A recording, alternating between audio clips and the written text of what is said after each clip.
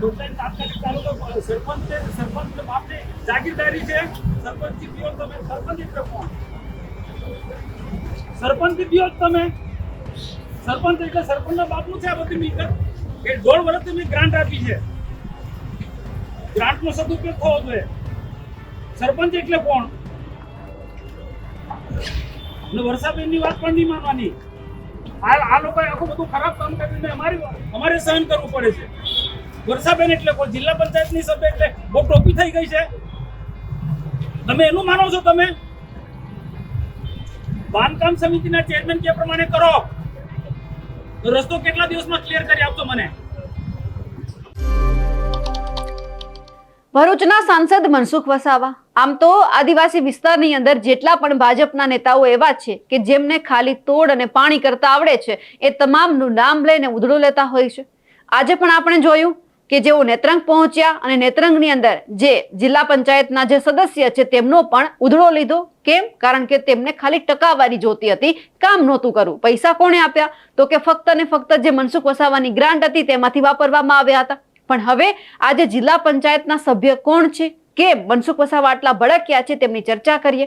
નમસ્કાર, આપ જોઈ રહ્યા છો નિર્ભય ન્યૂઝ અને હું છું આપની સાથે રિદ્ધિ. ભારતીય જનતા પાર્ટીમાં એવું કહેવાય છે કે ઘણા બધા નેતાઓ એવા છે કે જે ખાલી ભ્રષ્ટાચાર કરે છે. ઘણા નેતાઓ એવા છે કે જેઓ ભ્રષ્ટાચારમાં સાથ અને સહકાર આપે છે. પરંતુ માત્ર એક નેતા હોય તો એ છે મનસુખ વસાવા, જેમને ભ્રષ્ટાચાર કરવો નથી અને કરવા દેવો નથી, અને જે કરે છે તેમનું નામ લઈને જાહેરમાં જ ઉધડો લેવો. અને આવું જ્યારે બન્યું છે નેત્રંગની અંદર પેવર બ્લોકની કામગીરી ચાલુ હતી. મનસુખ વસાવાને ખબર પડી કે અહીંયા હલકી ગુણવત્તાવાળો માલ મટીરિયલ છે તે વાપરવામાં આવી રહ્યું છે, તો કઈ રીતે આ બંધ કરાવું? કારણ કે પૈસા આખરે જે મનસુખ વસાવાની જે સાંસદની ગ્રાન્ટ હોય તેમાંથી વાપરવામાં આવ્યા હતા. અને જ્યારે કામ સોંપવામાં આવ્યું અધિકારીઓને, તો અધિકારીઓ એવું કહે છે કે અમને ઉપરથી જે સરપંચ નેત્રંગ ગ્રામ પંચાયતના એમના દ્વારા અને જે જિલ્લા પંચાયતના સભ્ય છે તેમના દ્વારા એવું કહેવામાં આવ્યું હતું. હવે આ જે બંને છે નેત્રંગ ગ્રામ પંચાયતના જે સરપંચ અને એમની સાથે જે જિલ્લા પંચાયતના સભ્ય છે વર્ષાબેન દેશમુખ, તેમનું નામ લઈને ખખડાવ્યા છે. અને જે અધિકારીને પણ કહી દીધું છે કે કોઈના બાપની આ પેઢી નથી કે સરપંચ કે એટલું તમારે કરવાનું. જે નેત્રંગ ગ્રામ પંચાયતના જે સરપંચ છે હરિન્દ્રસિંહ દેશમુખ અને નેત્રંગ જિલ્લા પંચાયતના સભ્ય વર્ષાબેન દેશમુખ અને કોન્ટ્રાક્ટર સહિત માર્ગ મકાન વિભાગના જવાબદાર અધિકારીઓની મિલીભગતના કારણે રસ્તાના નવીનીકરણની કામગીરીમાં સિમેન્ટ, રેતી, કપચી અને હલકી કક્ષાના માલ સામાનનો વપરાશ કરતા સામાન્ય વરસાદમાં જ રસ્તાનું ભારે ધોવાણ થયું હતું. અને આ કૌભાંડની વાત છે એ મનસુખ વસાવાને ખબર પડી એટલે જાહેરમાં ઉધડો લેવામાં આવ્યો. પણ સવાલ એ છે કે જ્યારે વર્ષા દેશમુખનું નામ લઈ અને મનસુખ વસાવા ભડક્યા છે, તો સાથે સાથે એમના જે પતિ છે તેમનું નામ લઈ અને પણ તેમને ઉધડો લીધો છે. હવે આવા નેતાની સામે ભાજપ કોઈ કાર્યવાહી કરે છે? કારણ કે અવારનવાર મનસુખ વસાવા એવું કહે છે કે અમારી અંદર આટલા નેતાઓ આવા છે કે જેમને ફક્ત ટકાવારીમાં જ રસ છે. કોઈ કામ થતું હોય તો પહેલા પૂછવામાં આવે છે કે આમાં કેટલો ભાગ મળશે. કામ સારું થાય કે ન થાય એ બીજી વાત છે, પણ આપણને આપણા હકના પૈસા મળી જવા જોઈએ. અને કદાચ ક્યાંક જ્યાં વર્ષા દેશમુખ છે તેમની સામે જ્યારે આંગળી ચીંધવામાં આવી છે ત્યારે એ જોવાનું છે કે મનસુખ વસાવા હવે આગળ શું કરે છે. સૌથી પહેલા તો એમણે જ્યારે અધિકારીને ફોન કર્યો, એમનો ઉધડો લીધો અને જે આ વર્ષા દેશમુખ છે અને એમની સાથે જે આ સરપંચ છે તેમનો પણ ઉધડો લેવામાં આવ્યો છે, ત્યારે શું કહ્યું છે સાંભળીએ.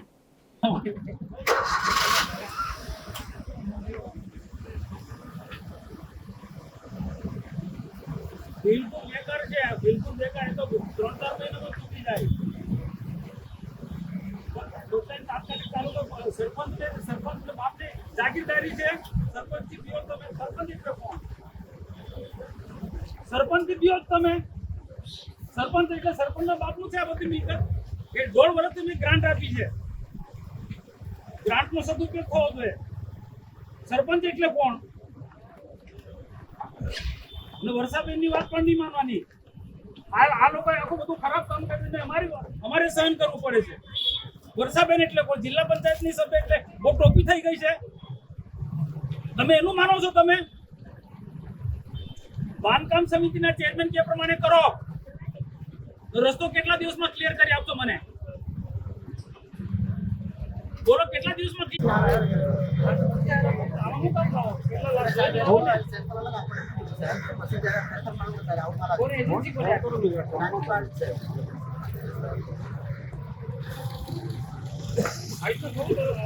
આ બધું ક્યારે સુધી પૂરું કરજો? રસ્તો ક્યારે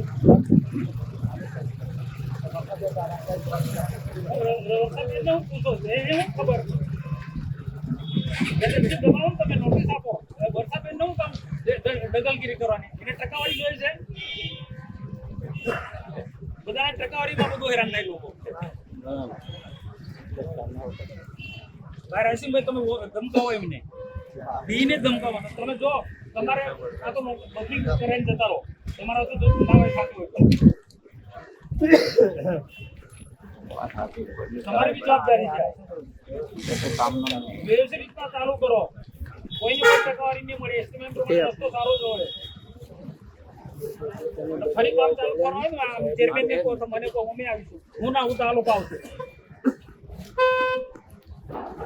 15-20 દિવસની અંદર કામ પૂરું થવું જોઈએ.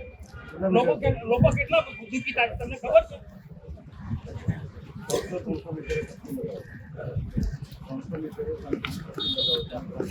વસ્તુ મળે ને કરતી પાત્ર ગયેલા તો 15 ડિગ્રી નીચે ઉખડી ગયો.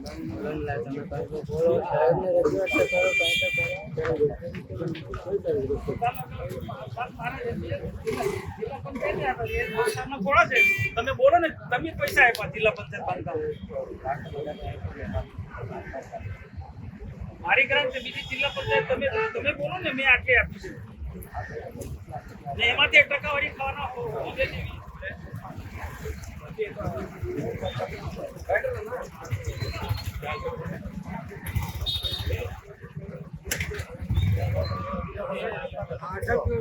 એના પૈસા નથી આપ્યા આપણે. એના પૈસા નથી આપ્યા એટલે બીજી એમાંથી જ કરાવે છે.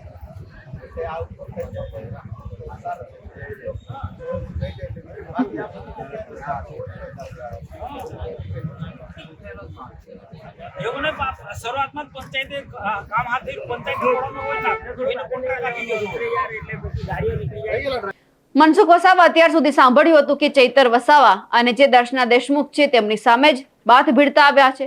આજે તેઓ નેત્રંગ પહોંચ્યા. નેત્રંગની અંદર જે જિલ્લા પંચાયતના સભ્ય છે તેમની સામે પણ હવે તેઓએ બાથ ભીડી છે અને તેમનું નામ લઈને જાહેરમાં ઉધરો લઈ લીધો છે કે કોઈ પણ વ્યક્તિ આવે, વર્ષાબેન કે એટલે તમારે આવું નથી કરવાનું. ગ્રાન્ટ તો આખરે મારા પૈસામાંથી તમને આપવામાં આવી છે. લોકોના કામ થઈ રહ્યા છે, તમારે એ જોવાનું છે. બાકી અહીંયા કોઈ પણ તમને વ્યક્તિ કહેવા માટે કેમ ના આવે કે તમારે આ મટીરિયલ વાપરવાનું છે, આ માલ સામાન આ જગ્યા પરથી લેવાનો છે. ફક્ત ને ફક્ત અહીંયા લોકોનું ધ્યાનમાં રાખવામાં આવે. કોઈ પણ નેતા આવીને ગમે એ બોલી જાય, તમારે કોઈનું સાંભળવાનું નથી. મનસુખ વસાવાએ જે નેતાઓનો જાહેરમાં ઉધરો લીધો છે તેમને લઈ આપ શું માનો છો? કમેન્ટ કરીને ચોક્કસથી જણાવજો.